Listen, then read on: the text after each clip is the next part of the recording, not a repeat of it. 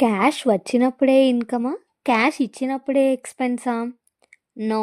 అకౌంటింగ్‌లో అలా కాదు. Accounting follows accrual concept. అంటే క్యాష్ వచ్చినా లేకపోయినా ఇన్కమ్ ఎర్న్ అయితే రికార్డ్ చేస్తాం. క్యాష్ పే చేసినా చేయకపోయినా ఎక్స్‌పెన్స్ ఇన్కర్ అయితే రికార్డ్ చేస్తాం. సింపుల్‌గా చెప్పాలంటే ఎర్న్ చేసింది ఇన్కమ్, ఇన్కర్ చేసింది expense. Example, outstanding salary. మార్చ్లో ఎంప్లాయీస్ వర్క్ చేశారు, బట్ శాలరీ అనేది ఏప్రిల్లో పే చేసాం.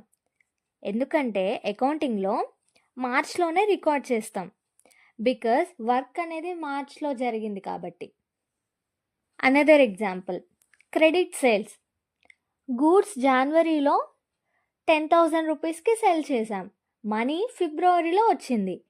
ఇన్కమ్ మాత్రం జనవరిలోనే రికార్డ్ చేస్తాం, బికాస్ సేల్ జనవరిలో జరిగింది కాబట్టి. So remember, accounting follows time, not cash.